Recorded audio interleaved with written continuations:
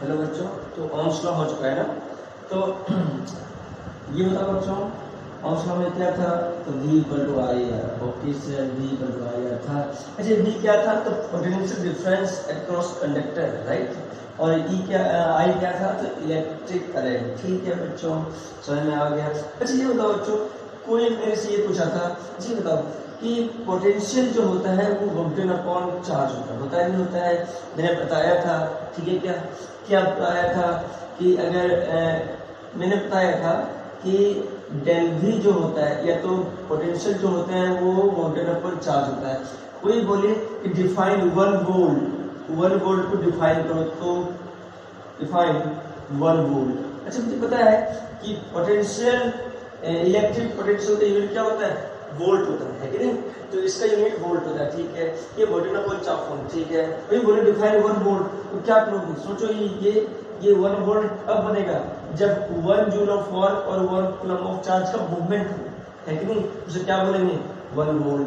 कोई बोला कि मुझे बता दो, डिफाइन 1 वोल्ट कर दो, तो मैं बोलूंगा if 1 joule of work done in bringing a unit positive charge, in bringing a 1 coulomb of charge, ठीक है क्या, between 2 पॉइंट, 2 पॉइंट के बीच, तो हम बोल सकते हैं then it is called potential difference between 2 point is potential difference between 2 point is 1 volt, between 2 point is 1 volt, ऐसे बोला जा सकता है। कितना है? 1 वोल्ट है, ठीक है क्या। या तो 1 जूल 1 कूलम को किसी मान लो 2 पॉइंट के बीच अगर ट्रांसफर आ गया तो उसे क्या बोलेंगे? 1 वोल्ट करना, ठीक है क्या। सिंपल सा डिफरेंस, इसमें कोई खास बात नहीं है। चलो ओम्स लॉ में आते हैं। ओम्स लॉ क्या होता है बच्चों? V इक्वल टू आई, ठीक है सर, V इक्वल टू आई होता है। ओके ओके ओके, बहुत बढ़िया, बहुत सही। तो हम करते, देखो V इक्वल टू आई। ओहो, मैंने बताया कि रेजिस्टेंस ऐसा होता है, रेजिस्टेंस को लिखा जाता है, रेजिस्टेंस मतलब बाधक, बाधक मतलब रोक रहा है। अच्छा ऐसे से क्या है? तो एक्चुअल में इलेक्ट्रॉन का कोलिजन है। वो मैंने बताया था कि resistance in conductor is due to collision between electrons, right. तो ये सब एक टाइप का कोलिजन है, इलेक्ट्रॉन्स कोलिजन किया यहाँ पे, तो उधर गया, इधर ऐसे करके, तो इसे रेजिस्टेंस ऐसे बनाया गया है। इसमें कोई खास वाली बात नहीं है। कोई भी कंडक्टर में रेजिस्टेंस होता है, इसमें कोई खास वाली बात नहीं है। ओहो, इसमें कोई रॉकेट साइंस नहीं है, ठीक है। देखो V equal to I, okay, ठीक है क्या, ओके। कोई बैटरी लगा दो, ठीक है सर, बैटरी लगा दिया। 20 वोल्ट का लगा दिया, सेल लगा दिया, ठीक है। कोई बोले करंट कितना है इसमें बच्चों? तो करंट जो होगा वो V अपॉन R होगा, इसमें कोई खास वाली बात नहीं है, ठीक है क्या। इलेक्ट्रिक करंट थ्रू कंडक्टर, ये एक्चुअल में क्या है? तो ये कंडक्टर ही है, ये तुम्हें पता नहीं चल रहा है, कोई बात, रेजिस्टेंस बता दिया गया है, it's a conductor. Okay sir, ये कंडक्टर है, ठीक है बच्चों। तो क्या तुम्हें समझ में आ गया क्या? यस सर, मुझे समझ में आ गया। V equal to I R, okay. चलो रेजिस्टेंस पढ़ते हैं। रेजिस्टेंस कंडक्टर पे कैसे, कोई भी कंडक्टर में रेजिस्टेंस होता है, इसमें कोई शक वाली बात नहीं है। कोई बोले सर ऐसा कोई मटेरियल है जिसमें रेजिस्टेंस नहीं होता है, तो बिल्कुल उस मटेरियल का नाम जो है वो है सुपर कंडक्टर, जिसमें कोई रेजिस्टेंस नहीं होता, उसे बोलते हैं सुपर कंडक्टर। वो बिल्कुल, उसका जो टेम्परेचर होता है बिल्कुल लो होता है, बिल्कुल लो, ठीक है क्या। उसका टेम्परेचर क्या होता है उस मटेरियल का? बिल्कुल लो होता है, इसमें कोई खास वाली बात नहीं है। और देखो जो बोलता हूँ उससे ना वो लिखना जरूर, ठीक है क्या। ओके सर, मैं लिख लूंगा। चलो बातें करते कुछ और। देखो, तो रेजिस्टेंस की बातें कर रहा था। तो रेजिस्टेंस कोई भी कंडक्टर में होगा, इसमें कोई खास वाली बात नहीं है। तो resistance of conductor depend on, किस पे डिपेंड है? तो resistance on conductor depend on, अच्छा सुनना, जैसे कोई कंडक्टर ले लिया बच्चों, वायर को जूम कर दिया मैंने, जैसे ये कोई वायर है, कॉपर का वायर है, इसको मैंने जूम कर दिया, मान लो इसको मैंने, ये वायर था, इसको मैंने जूम कर दिया, मान लो 4 इंटू से ये ऐसे 4 इंटू से जूम कर दिया तो इट्स लाइक सिलेंडर राइट। तो ये जूम कर दिया एक सिंपल सा वायर, तो ये सिलेंडर क्या काम से होता ही है, ठीक है। ऐसे और देखो इसका रेडियस r, या तो इसका ये कौन सा एरिया है, ये एरिया को, ये जो एरिया है क्या बोलेंगे हम, ए को बोलेंगे क्रॉस सेक्शन एरिया। क्या बोलेंगे बच्चों, क्रॉस सेक्शन एरिया। हो सकता है अगर रेडियस हो तो एरिया बराबर क्या हो जाएगा बच्चों, पाया स्पेस में, कोई खास वाली बात नहीं है, ठीक है एरिया है। अच्छा इसका लेंथ एल ले लिया मैंने, ओहो ठीक है सर लेंथ ले लिया। अच्छा देखो क्या है, बोला गया कि resistance of conductor depend on following factor. चलो फॉलोइंग फैक्टर लिखो, फॉलोइंग फैक्टर किसमें डिपेंड करता है, तो वो मैं लिखूंगा। देखो फर्स्ट क्या है, ये बताओ बच्चों, जितना ज्यादा एरिया होगा ना, ये वाला एरिया क्रॉस सेक्शन, उतना ज्यादा इलेक्ट्रिक एंड का बहाव ज्यादा होगा। कहने का क्या मतलब है, थोड़ा सुने थे। कहने का मतलब है कोई बोल दे कि एक का एरिया उतना है, एक का एरिया ये, मुझे बताओ किसमें सबसे ज्यादा इलेक्ट्रिक करंट का बहाव होगा। सोचो इलेक्ट्रिक करंट का बहाव इसका ये रियलाइज करवाता है कि इलेक्ट्रिक करंट जब यहां से यहां तक चल रहा हो, ठीक है क्या, जैसे अगर मान लो वाटर करंट होता, वाटर करंट, तो सबसे ज्यादा वाटर करंट इसमें होता है या इसमें होता है। वाटर अगर रख दो, एक मान लो पाइप है, पाइप में वाटर है, तो वाटर जितना ज्यादा पाइप का एरिया होगा उतना वाटर करंट क्या होगा, ज्यादा होगा। उसी टाइप से इलेक्ट्रिक करंट सबसे ज्यादा किसमें होगा, ये दोनों की तुलना में इलेक्ट्रिक करंट किसमें होगा, क्योंकि एरिया क्या है, ज्यादा है। इसका मतलब इलेक्ट्रिक करंट ज्यादा है, मुझे पता है I = V/R, जिसमें इलेक्ट्रिक करंट ज्यादा हो उसमें रेजिस्टेंस क्या हो जाएगा, कम हो जाएगा। तो बोल सकते हैं जिसका क्रॉस सेक्शन एरिया ज्यादा हो उसका रेजिस्टेंस क्या हो, कम होगा, क्योंकि इलेक्ट्रिक करंट ज्यादा होगा। क्या एरिया A1 एरिया A2, मुझे पता है area A2 greater than area 1 cross section, तो रेजिस्टेंस किसका ज्यादा होगा बच्चों, रेजिस्टेंस R1 का ज्यादा होगा R2 से। क्या ये बात समझ में आई, क्यों, क्योंकि एग्जांपल ले लो, ऐसा कोई बाल्टी है, फ्रस्टम है, फ्रस्टम मतलब क्या होता है, जैसे एक कोई बाल्टी है, इधर से भी ओपन है उधर से भी ओपन है, एक कोई एरिया ले लो छोटा सा बाल्टी का और उसमें पानी डालो, तो जो पानी जो निकलने का जो धार होगा ना, जो करंट होगा, करंट वाटर करंट वो, और एक बड़ा सा ले लो उसका धार, बहुत ही अंतर आता है। मतलब वाटर करंट जिसका एरिया ज्यादा हो उसमें ज्यादा होगा। सिमिलरली जो इलेक्ट्रिक करंट जो होगा ना, जिसका एरिया ज्यादा हो उसमें इलेक्ट्रिक करंट ज्यादा, मतलब उसका करंट ज्यादा तो रेजिस्टेंस कम। इसमें कोई शक वाली बात नहीं है, मतलब जिसका एरिया ज्यादा उसका रेजिस्टेंस कम है। इसका मतलब बोला गया कि resistance inversely proportional to cross section area, area जिसका ज्यादा उसका रेजिस्टेंस कम, और डायरेक्टली प्रोपोर्शनल टू, बोलो क्या होगा, और क्योंकि ये एरिया जो है directly proportional to electric current, इसलिए ऐसा होता है, और electric current inversely proportional to 1/R। बोलो बच्चों समझ में आया क्या, ये समझ में आ गया क्या, ये बातें समझ में आ, ये इंपॉर्टेंट है बच्चों। मतलब resistance of a conductor depend on cross section area of the conductor. First point ये हो गया, ठीक है बच्चों। तो क्या लिखेंगे फर्स्ट में, बोलो फर्स्ट में हम लिख लेंगे ऐसा कि resistance of a conductor depend on cross section area of the, बोलो कंडक्टर, सिंपल बात है, ठीक है क्या बच्चों समझ में आया क्या, ये सब समझ में आ गया।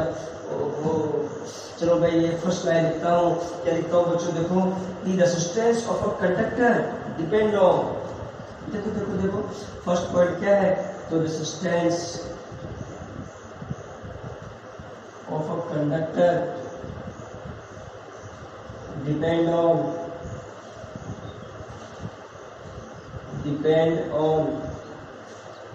किस पर डिपेंड करता है बच्चों, तो cross section area, cross section area of the conductor, cross section area of conductor. या तो ऐसा हो सकते हो कि रेजिस्टेंस ऑफ कंडक्टर डिपेंड मतलब इस मायने में डिपेंड हो तो मैं नहीं लिखूंगा inversely proportional to, resistance of conductor is inversely, depend ही है लेकिन इनवर्सली है, मतलब उल्टा है ना, डिपेंड तो है, इनवर्सली प्रोपोर्शनल टू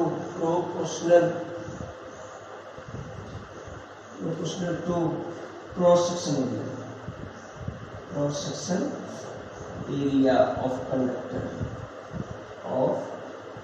इसका मतलब क्या होगा बच्चों, मतलब हो गया कि आर इनवर्सली 1/a, इसमें कोई शक वाली बात नहीं है। अगर रेडियस आर हो तो लिखा जाएगा 1/πr², इसमें कोई शक वाली बात नहीं है। चलो ठीक है, नेक्स्ट करते हैं। देखो रेजिस्टेंस, अच्छा ये बताओ रेजिस्टर और रेजिस्टेंस में क्या अंतर है, तो वो बात बताऊंगा बाद में। तो ये बोले रेजिस्टर और रेजिस्टेंस में क्या अंतर है, तो तुम्हें समझ में नहीं है बच्चों, मुझे पता है। चलो मैं बताता हूँ इसमें क्या है, जो कोई खास बात नहीं है। सिंपल जानो कि कोई भी कंडक्टर में रेजिस्टेंस होता है, ठीक है, रेजिस्टेंस होता है, इसमें कोई खास वाली बात नहीं है। चलो रेजिस्टेंस, अच्छा ये बताओ बच्चों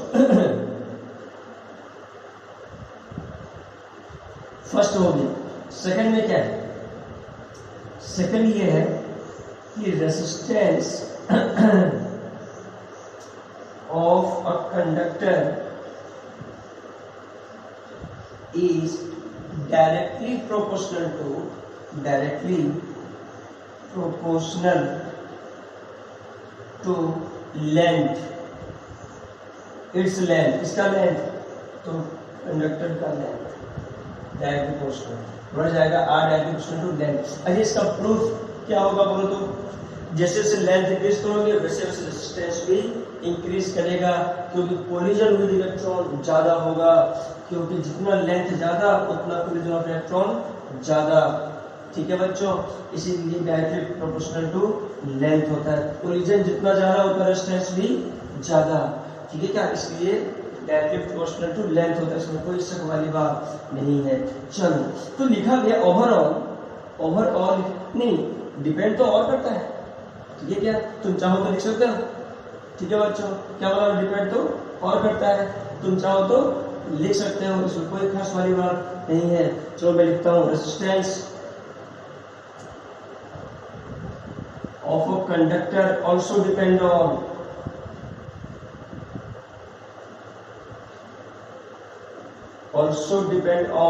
nature of its material, nature of its material, इसके मटेरियल के नेचर पे भी डिपेंड करता है। जैसे कॉपर ले लोगे तो उसका नेचर ऑफ मटेरियल क्या है, अलग है। एल्युमिनियम ले लो तो एल्युमिनियम से अलग है। तो resistance of conductor also depend on nature of its material, मतलब नेचर पे भी डिपेंड करता है। नेचर मतलब जैसे कॉपर, एल्युमिनियम, ठीक है, सिल्वर, आयरन, इस सब का क्या होता है, इसमें ये इस टाइप का वायर होता है, उसका रेजिस्टेंस भी नेचर पे डिपेंडेंट करता है, ठीक है।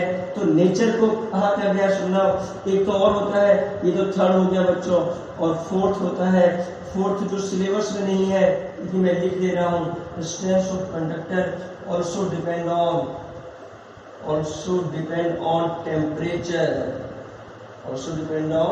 टेम्परेचर, टेम्परेचर पे भी डिपेंड करता है, जो सिलेबस में नहीं है, लेकिन टेम्परेचर में डिपेंड करता है, इसमें कोई शक वाली बात नहीं है। फ्रॉम एबव दोनों से 3 पॉइंट, जो 3 पॉइंट लिखाया था, क्या क्या लिखाया सुनो, कि रेजिस्टेंस इनवर्सली टू एरिया होता है, रेजिस्टेंस प्रोपोर्शनल टू लेंथ होता है। तो लिखा गया, इसको लिखा गया रो एल बाई ए, क्या लिखा गया बच्चों, इसको रो एल बाई ए। कोई बोले रो क्या है, तो रो वही चीज है जो रेसिस्टिविटी है, रेसिस्टिविटी ऑफ कंडक्टर का रेसिस्टिविटी। कोई बोले सर रेसिस्टिविटी क्या होता है, तो वो मैं बता दूंगा। तो रेसिस्टिविटी जो होता है, it depend on nature of material,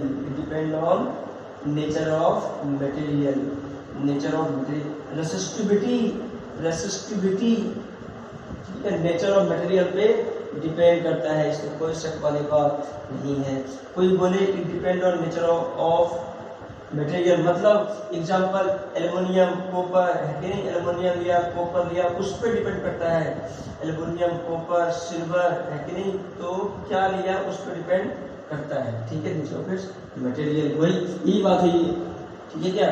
तो रो को क्या, इसको रो बोलता हूँ, क्या बोलता है बच्चों इसको, रो, RHO, रो बोला जाता है, RHO, rho resistivity of conductor. चलो क्या बच्चों समझ में आया क्या? यस सर समझ में आ गया। ओ हो। अच्छा बच्चों ये बताओ, क्या ये फॉर्मूला समझ में आया क्या? R=ρ/L/A। अच्छे रेजिस्टेंस जो होता है टेम्परेचर पे भी डिपेंड करता है, लेकिन सिलेबस में नहीं है, इसलिए सिंपल फ्रॉम 3 स्टेटमेंट R=ρ/L/A, ये फॉर्मूला याद होनी चाहिए। चलो बच्चों अब इसमें थोड़ा डिटेल करते हैं। इसलिए बच्चों ये बताओ बच्चों मुझे कि रेजिस्टेंस और रेजिस्टर में क्या अंतर है, तो सुनना है। रेजिस्टेंस और रेजिस्टर, तुम्हें तो लगता होगा सब एक ही बात है, नहीं। रेजिस्टर और रेजिस्टेंस में क्या अंतर है, सुनना। रेजिस्टर जो होता है इट इज सब्सटेंस और मटेरियल, इट इज सब्सटेंस और material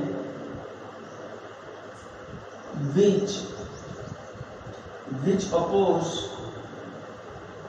flow of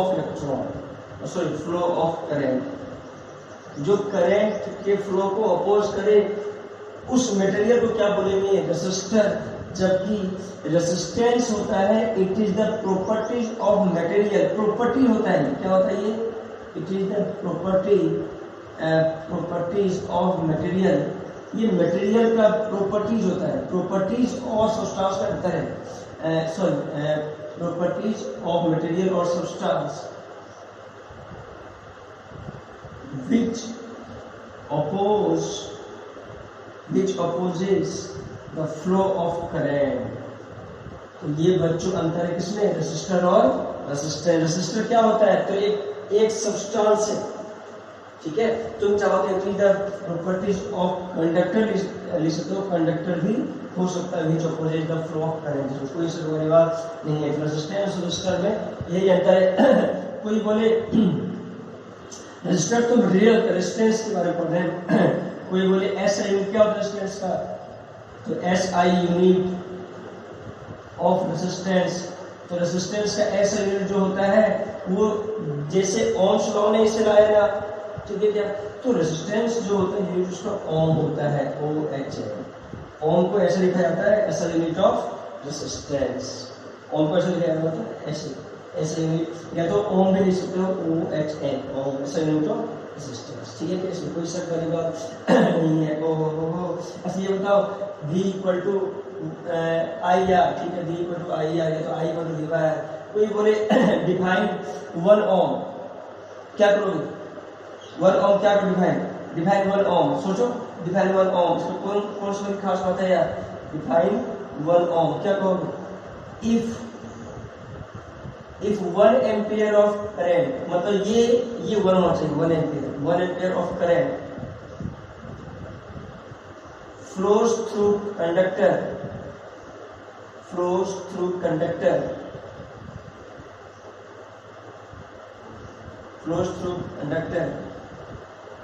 if 1 ampere of current flows through conductor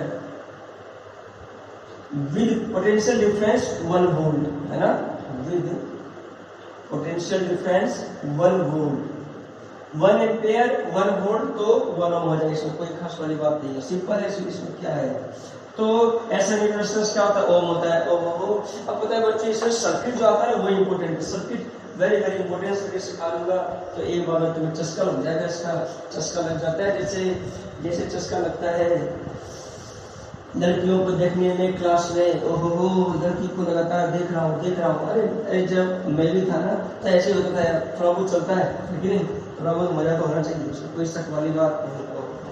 चल V=IR, लेकिन चल देख और क्या करते हैं। तो रेजिस्टेंस ठीक है, चलो मैंने फॉर्मूला लिखाया था, क्या लिखाया था बच्चों को, कोई भी कंडक्टर है, ठीक है बच्चों, कंडक्टर है, ठीक है, इसका एरिया रेडियस R है, ठीक है, लेंथ L है, ठीक है, इसका रेजिस्टिविटी ρ है, ठीक है। अच्छा ये बताओ, जब मैंने लिखा था R=ρ/L/A, कोई पूछे SI यूनिट ऑफ रेजिस्टिविटी, क्या कहोगे बच्चों, SI यूनिट ऑफ रेजिस्टिविटी क्या कहोगे, तो एस से यूनिट रेसिस्टिविटी निकालने के लिए क्या करोगे बताओ? तो सोचो रो रेसिस्टिविटी है, इसको लिखा जाएगा rho equal to A R upon length. तो सोचो कि रेसिस्टिविटी का यूनिट, अब ये एरिया है तो एरिया क्या होगा मीटर स्क्वायर, ये रेजिस्टेंस है तो ओम होगा, और ये लेंथ है तो मीटर होगा, मीटर मीटर कैंसिल तो क्या आ गया ओम मीटर। तो याद रखना रेसिस्टिविटी का यूनिट क्या होता है बच्चों ओम मीटर। मैं डिफरेंस दिखाऊंगा कि रेजिस्टेंस और रेसिस्टिविटी में क्या अंतर है उसको दिखाऊंगा मैं, ठीक है। थोड़ा मैं इसके बारे में बताता हूँ, उसमें कोई खास बात नहीं है, उसको दिखा दूंगा मैं, उसमें कोई खास बात नहीं, भूलने में इसको क्या करेगा। जैसे देखो रेजिस्टेंस क्या लिखूंगा बच्चों इसका ओम मीटर, ठीक है रेजिस्टिविटी, ठीक। देखो जैसे मान लिया R equal to rho L by E, कोई एक कंडक्टर है, मान लो कंडक्टर है, ठीक कंडक्टर है, ठीक। अब इसी कंडक्टर को लेंथ कर दिया ट्वाइस, क्या कर दिया, इसी कंडक्टर को खींच के लेंथ मैंने कर दिया ट्वाइस, लेंथ क्या कर दिया बच्चों ट्वाइस। तो अब इसी को किया तो मटेरियल तो वही है, अगर मटेरियल वही है resistivity should be same, okay resistivity should be same, ठीक है सर रेजिस्टिविटी सेम है क्योंकि सेम मटेरियल है। इसी को खींच के मैंने डबल लेंथ कर दिया, क्या एरिया में चेंज आएगा, बिल्कुल एरिया में चेंज आएगा, क्या रेडियस में चेंज आएगा, बिल्कुल चेंज आएगा। इसका एरिया मान लो ए है, ठीक है, तो क्या एरिया में चेंज आएगा, बिल्कुल चेंज, लेकिन एक बात तो सेम रहेगा, क्या सेम रहेगा कि इसका जो वॉल्यूम है वही वॉल्यूम इसका भी होगा। जब स्ट्रेच किया ऑन स्ट्रेचिंग एक बात तो सेम रहा, क्या सेम रहा, volume should be same, volume should be same, मतलब कंडक्टर का जो वॉल्यूम है वो वही रहा होगा, भले लेंथ और एरिया चेंज हो गया होगा, ये बात अलग है। तो सोचो बच्चों वॉल्यूम क्या लिखा जाएगा, वॉल्यूम लिखा जाएगा इसका area cross section area into length, वो क्या लिखा जाएगा बच्चों volume of conductor, volume of conductor. इसमें कोई शक वाली बात नहीं। कोई बोले जब मैंने लेंथ कर दिया तो क्या इसका वॉल्यूम सेम रहेगा दोनों का, बिल्कुल सेम रहेगा, तो लिखा जाएगा ऐसा सुनो बच्चों आर सेम मटेरियल है रो सेम, लेंथ क्या हो गया डबल, तो लेंथ को मैं लेंथ ही लिखता हूँ फिलहाल। अच्छा एरिया को क्या लिखता हूँ volume upon length, volume upon length, length का स्क्वायर। तो याद रखना रो एल स्क्वायर पर भी, जहाँ पे वी क्या है वॉल्यूम ऑफ कंडक्टर। सो जो स्ट्रेचिंग करेगा तो वॉल्यूम सेम रहेगा, तो और मटेरियल भी सेम लिखा जाएगा R direct equal to L square. ये फॉर्मूला कब होगा बच्चों, रटा हुआ रहना चाहिए। क्यों रटा होना चाहिए, क्योंकि बच्चों को पता होता R direct proportional to L, लेकिन अगर स्ट्रेचिंग हो तो वॉल्यूम शुड बी सेम, दोनों का वॉल्यूम सेम हो तो किस पर डिपेंड करेगा, लेंथ का स्क्वायर पर डिपेंड करेगा, क्योंकि मटेरियल सेम है और वॉल्यूम क्या है सेम है, ये याद होना चाहिए। ओहो क्या बच्चों ये पता है क्या, ये सब मुझे पता चल गया, क्या तुम्हें ये अच्छे से पता चल गया कि कैसे होता है। ऑन स्ट्रेचिंग लेंथ डबल हो सकता है, ट्रिपल हो सकता है, कुछ भी हो सकता है।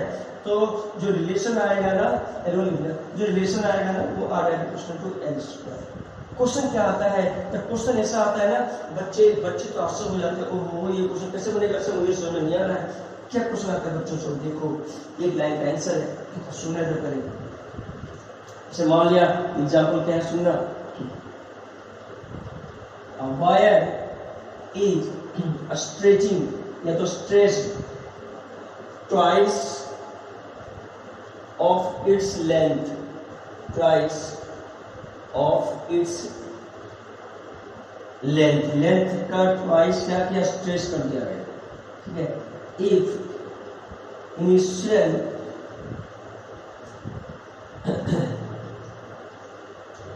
resistance of wire is R, find new resistance, find new। बोलता है कि जब स्ट्रेच करके जब उसका लेंथ क्या हो गया डबल हो गया, तो बताओ कि इनिशियल अगर रेजिस्टेंस R हो तो फाइनल रेजिस्टेंस न्यू रेजिस्टेंस क्या होगा जब डबल हो गया। तो अब कंडक्टर है बच्चों सुनना, या लेंथ की बात कर रहा है, और इनिशियल रेजिस्टेंस है वो कितना है, तो एक कंडक्टर मान लिया, ठीक है, लेंथ L मान लिया। अब स्ट्रेचिंग होगी, इसका लेंथ कितना हो गया बच्चों, 12 हो गया। ओहो, एरिया चेंज हुआ होगा, ये बात अलग है। इसका इनिशियल रेजिस्टेंस कितना है, इनिशियल रेजिस्टेंस है R, इसका निकालना है R1, R डैश या R1 जो है, ठीक है क्या। अब सोचो बच्चों क्या करोगे तुम, करूंगा यही ना, क्या करूंगा मैं, सोचो। ये इसका R2 निकालना है, इसको R1 मान लो, R है ना, L1 मान लो, L कोई बात नहीं, ठीक है क्या। चलो इसको R2 निकालना है। अच्छा इसका L2 क्या हो गया बच्चों बताओ, L2 हो गया डबल, ट्वाइस 2L, ठीक है क्या। इस समय क्या था, L था 2L। तो मुझे पता है कि स्ट्रेचिंग जब होता है ना बच्चों, तो वॉल्यूम सेम होगा, तो वॉल्यूम सेम होगा R directly proportional to L square, ये बताया था मैंने। तो R1 upon R2 equal to L1 square upon L2 का स्क्वायर, L1 अपॉन L2 का होल स्क्वायर। L1 कितना है बच्चों, L, ये 2L का होल स्क्वायर, L कैंसिल तो 1/4। R1 क्या है, R है, R2 कितना है, 1/4 है। R2 का वैल्यू कितना आ गया, 4 टाइम्स, देखो 4 टाइम्स इंक्रीज कर गया रेजिस्टेंस, मतलब resistance is 4 times of its initial value. क्या समझ में आ गया बच्चों, ये सब मुझे समझ में आ गया, ठीक है, समझ में आ गया, गुड। चलो स्ट्रेचिंग की बात हो गया, थोड़ा कंप्रेशन की बात करते हैं। कंप्रेशन की बात क्या है, तो जितना जैसे कंडक्टर है, ठीक है, ठीक है, इसको कंप्रेस किया ऑन कंप्रेसिंग, उसमें क्या क्या स्ट्रेच किया, मतलब फैलाया उसको, कंप्रेस जब क्या फोर्स लगाया होगा इसी तरह कंप्रेस ऑन कंप्रेसिंग।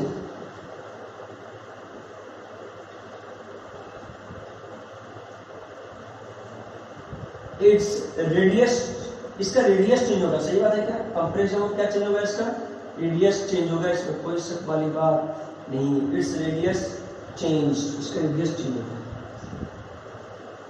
ठीक है, रेडियस क्या होगा, चेंज होगा, ठीक है। ये तो रेडियस के टर्म में ऐसा बोला जा सकता है, इसमें कोई दिक्कत नहीं। और कंप्रेसिंग या तो स्ट्रेचिंग भी कर दे, है ना, रेडियस में चेंज आ सकता है।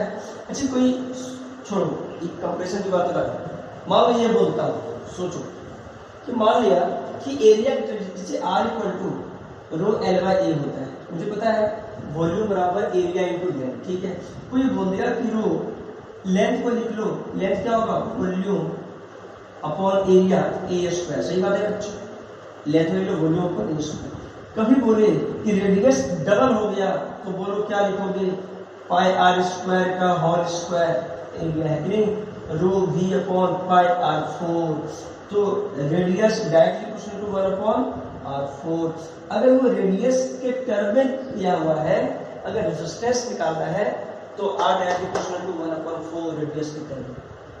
अगर एरिया के टर्म में है तो A स्क्वायर डायरेक्टली प्रोपोर्शनल, या तो ये आपको R directly proportional to 1 upon A square, तो इसीलिए आ गया 1 अपॉन R4, क्योंकि ये क्या होता है, R स्क्वायर R4 है। तो सिंपल क्या है कि एरिया के मतलब रेडियस के टर्म में भी दिया हुआ है, तो क्वेश्चन बनाया जा सकता है। जैसे एग्जांपल देखो, इफ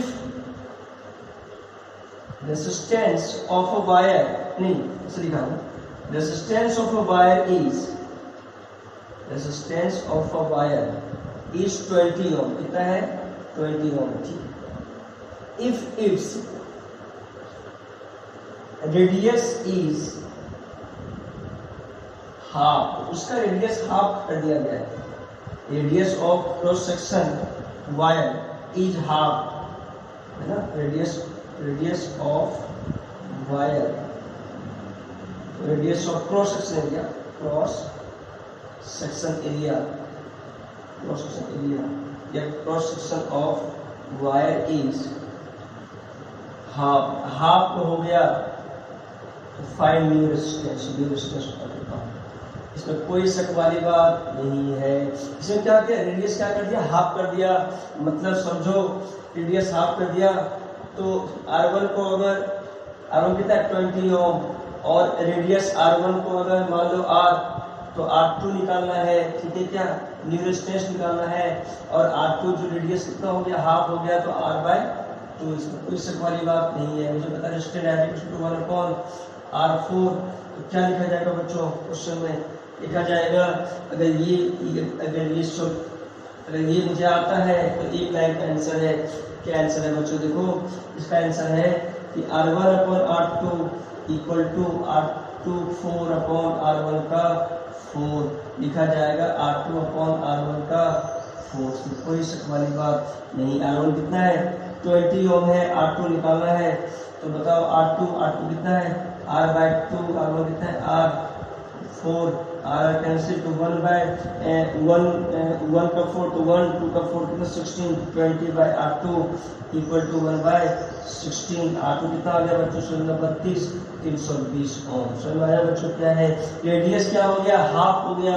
ऐसे रेडियस हाफ रहना मतलब लेंथ इंक्रीज कर जाना, क्योंकि अरे स्ट्रेचिंग भी हो रहा है, रेडियस हाफ हो गया तो लेंथ इंक्रीज तो रेजिस्टेंस भी इंक्रीज। में कोई शक वाली बात नहीं है। कोई बोले सर डिफाइन दो रेजिस्टिविटी को, डिफाइन कर दो। अरे क्या इसमें कौन सी बड़ी बात है यार? तो देख लेना स्टार्टिंग में, चाहो तो, नहीं तो मैं तो लिखवा दूंगा, इसमें कोई खास वाली बात नहीं है। ये इंपॉर्टेंट है इसलिए मैंने ये बताया। समझ में आया बच्चों? ये सर समझ में आ गया सर तो क्या क्वेश्चन और तुमसे बन सकता है बच्चों? ये सर क्वेश्चन बन सकता है। कैसे बनाओगे? चलो देखते हैं और करते हैं। चलो देखो देखो देखो,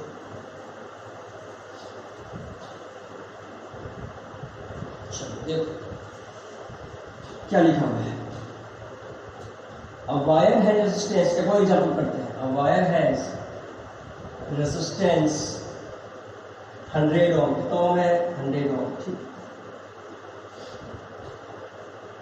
If its length is increased by 20%, if its length is increased by 20%, find new resistance। इस बार देखो तो परसेंटेज में गिवन है। किसमें गिवन है? परसेंटेज में गिवन है। ठीक है, परसेंटेज में गिवन है सर। 20% इंक्रीज हो गया। क्या? Length of the conductor increase हो गया 20%। तो बोलता है रेजिस्टेंस क्या होगा? देखो मुझे पता है कि R1 क्या है? 10 ओम और L1 क्या है? तो L। R2 निकालना है, देखो सेम है। और L2 कितना है? 20% इंक्रीमेंट, तो L प्लस 20% ऑफ L। समझ में आया कि नहीं आया? इंक्रीमेंट हुआ ना, तो इसमें L था तो L2 कितना? L प्लस 20% ऑफ L, तो कितना आ जाएगा? L plus 20 into L by 100 5। ये कितना? L प्लस L बाय 5, तो 5 10 6 L बाय 5। ये कितना आ गया? L2। इसमें कोई देखो क्या है ना बच्चों, क्वेश्चन अलग अलग से लिखा सकता है, सॉल्यूशन कुछ सेम, इसमें कोई शक वाली बात नहीं है। दोनों हाई है ना? Yes sir. तो लेंथ पर डिपेंड करता है R direct equal to L, इसमें कोई शक वाली बात नहीं है। R1/R2 बोलो बच्चों क्या हो जाएगा? अरे L1 स्क्वायर अपॉन, जल्दी बोलो फटाफट, L1 स्क्वायर अपॉन L2 का स्क्वायर। हो R1 कितना है? 100 ओम। R2 निकालना है। अच्छा ये L1 कितना है बताओ फटाफट बताओ। तो L1 कितना? L है, चलो इसमें कोई शक वाली बात नहीं। L2 कितना है? तो 6 L बाय 5 है। होल स्क्वायर डाल दिया क्योंकि L1 को L2 का होल स्क्वायर भी तुम लिख सकते हो, इसमें कोई शक वाली बात नहीं। L कैंसिल, बोलो 100/R2, तो 100/R2 कितना हो गया बच्चों? 25/36। अरे सही है क्या? 25 चौका 100। R2 कितना आ गया? 36 गुना 4, 6 चौक 24, 12 2 14, 144। क्या क्वेश्चन समझ में आ गया बच्चों? ये सब समझ में आ गया क्या बच्चों? हाँ या ना? क्वेश्चन समझ में आ रहा है कि बच्चों सही से? हाँ सर मुझे समझ में आ गया। क्या ऐसा क्वेश्चन बन जाएगा बच्चों? हाँ सर बन जाएगा। क्या लेंथ इंक्रीमेंट कर दे, क्या रेडियस में इंक्रीमेंट कर दे, या कुछ भी कर दे, तुम्हें समझ में आ जाएगा? यस सर आ जाएगा। गुड। ये क्या? और देखो बच्चों, और देखो और देखो, और क्या खास बात है इसमें? और करते हैं क्वेश्चन देख। तो ये सब बात हो गया। ठीक है बच्चों, सही बात है, सब बात हो गया सर।